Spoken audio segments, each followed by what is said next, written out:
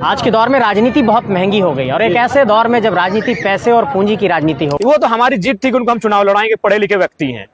लेकिन कुछ लोग थोड़ा सा तुरंत अपना आसमान की ओर सफर तय करने लगते हैं।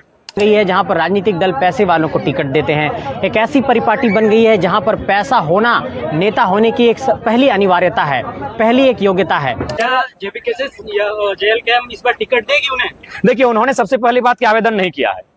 अतः अगर वो चुनाव लड़ेंगे तो जहां जैसे उनका भरी सीट है, तो भरी से जिन लोगों ने आवेदन किया है उनको मनाना होगा, उनको NOC लेना होगा, तभी लड़ेंगे। नहीं फिर उन सीटों पे लड़ेंगे जहां से कोई आवेदन नहीं मिला है। ऐसे में एक बहुत टफ है कि हम जैसे नौजवान जो पढ़ाई लिखाई कर रहे हैं वो कैसे दखल देंगे। साथी यहाँ पर पहुंचे, आपने कहा कि आप क्या कहना चाहेंगे इस विषय पर। देखिए, राजनीतिक दलों को एक बहुत बड़ा संदेश है कि जनता की जनभावनाओं पर जब आप खरा नहीं उतरते हैं तो जनता ऐसे ही अपना आक्रोश प्रकट करती है।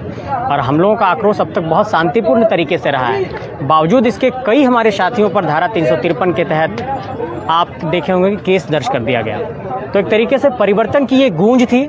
इस जनसैलाब ने परिवर्तन का एक संदेश दिया है।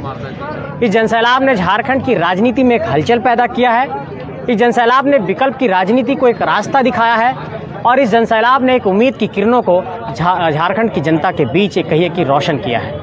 आपने कहा कि राजनीतिक दलों ने जो अपेक्षा किया था, क्या उन राजनीतिक दलों को हरा करके गद्दी पर बैठ पाइएगा 2024 में आप लोग? आपका सवाल बहुत सटीक है। आज के दौर में राजनीति बहुत महंगी हो गई और एक ऐसे दौर में जब राजनीति पैसे और पूंजी की राजनीति हो गई है, एक ऐसी परिपाटी बन गई है जहां पर राजनीतिक दल पैसे वालों को टिकट देते हैं। एक ऐसी परिपाटी बन गई है जहां पर पैसा होना नेता होने की एक पहली अनिवार्यता है, पहली एक योग्यता है। ऐसे में एक बहुत टफ है कि हम जैसे नौजवान जो पढ़ाई लिखाई कर रहे हैं वो कैसे दखल देंगे।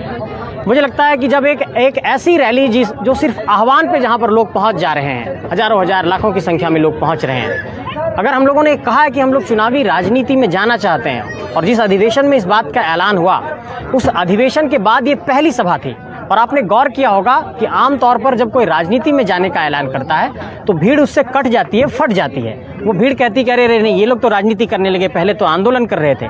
लेकिन आपने इस बात का शायद गौर किया होगा कि इसके ऐलान के बाद भी कि हम लोग चुनावी राजनीति में जा रहे हैं, उसके बावजूद भी जनता का सैलाब यहाँ पर उमड़ा है, जनसैलाब उमड़ा है। ये इस बात की गवाही है कि झारखंड की जनता जाग गई है और झारखंड की जनता परिवर्तन को लालायित है। और मुझे लगता है कि ये परिवर्तन हो जाएगा जिस तरीके से। और लोग सोचते होंगे कि हम लोग पॉलिटिकल स्ट्रैटेजी पे, राजनीति के रणनीति पर, सामाजिक इंजीनियरिंग पर, सोशल इंजीनियरिंग पर कितना खरा उतर पाएंगे। हम ये आपको कहना चाहते हैं कि हम लोग पास हर तरह के चेहरे हैं। सामने देखिए मनोज यादव जी हैं, कितना संघर्ष किया इन्होंने छात्र राजनीति में। कई ऐसे चेहरे हैं जो लगातार झारखंड की राजनीति में दखल देने के लिए आप लोगों को ये दिखाई पड़ेगा कि जब 24 में लोग अपने उंगलियों पर नीली स्याही लगाएंगे तो ऐसे नौजवान जो झारखंड की लड़ाई लड़ रहे हैं उनको जनता स्याही लगा करके वो बूथ के कमरे से बाहर आएगी। ये हम आपको कहना चाहते हैं। क्या गारंटी है जिस तरह से अभी भी जो सरकार में, मौजूदा सरकार में जो बैठे हैं कुर्सी पे, वो भी माटी पुत्र हैं? बिल्कुल। और आप लोग भी माटी पुत्र हैं। जनता को तो ये आश्वासन दे रहे हैं आप लोग कि हम लोग उससे बेहतर करेंगे। कैसे जनता ये चीज को मानेगी? देखिए, माटी पुत्र होना और पॉलिटिकल डायनेस्टी को रिप्रेजेंट करना दोनों दो अलग चीजें हैं। जब आप राजनीतिक वंशवाद को रिप्रेजेंट करते हैं तो आप माटी पुत्र कहला सकते हैं एक झारखंडी होने के नाते। लेकिन जो संघर्ष विनोद बिहारी महतो जी ने किया, जो संघर्ष गुरु जी ने किया, शिबू सोरेन जी ने किया, 4 फरवरी 1973 को जब ये पार्टी बनी थी झारखंड मुक्ति मोर्चा, तो इन सपनों के साथ बनी थी कि झारखंड के लोगों को हक और अधिकार मिलेगा। बेशक हेमंत सोरेन जी नेता हो सकते हैं अपने पार्टी के, झारखंड के लोगों ने उनको नेता माना भी है, तभी तो उनको जन समर्थन मिला 2019 में।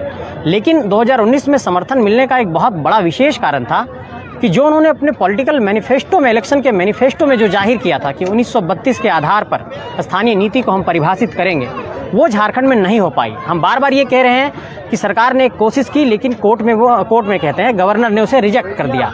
ऐसे में एक सवाल बनता है कि अगर फिर डुमरी बाई इलेक्शन से ठीक पहले आप इस सभा में ऐलान करते हैं, एक सभा में, कि हम 1932 पर अड़िग हैं, 1932 हमारा मुद्दा था, मुद्दा है, रहेगा। हम ये कहना चाहते हैं कि मुद्दा था, मुद्दा है, मुद्दा रहेगा नहीं। मुद्दा कैसे खत्म होगा, सॉल्यूशन कैसे होगा, इस पर सरकार अपना स्टैंड क्लियर करे और तब हम जानेंगे कि 1932 के आधार पर सरकार ने एक ठोस नीति बना दी है। तो 1932 के लिए जब डुमरी के बाई इलेक्शन में फिर से हेमंत सोरेन ने खुद बहस छेड़ा है माननीय मुख्यमंत्री जी ने, तो ये देखने वाली बात होगी कि बाई इलेक्शन में वो क्या करते हैं। हम लोगों ने लगातार बेरोजगारी पर बात किया। झारखंड में 4,64,000 सृजित पद हैं, सरकारी जो सृजित पद हैं, उसमें 2,85,000 पद खाली हैं। हम लोगों ने सरकार को कहा कि इस बेरोजगारी को मिटाने के लिए 3rd और 4th ग्रेड की अगर नौकरियों को समाप्त करना है तो आपको सबसे पहले ये प्राथमिकता सूची तय करनी होगी कि झारखंड की नौकरियों में झारखंड के लोगों को प्राथमिकता मिले।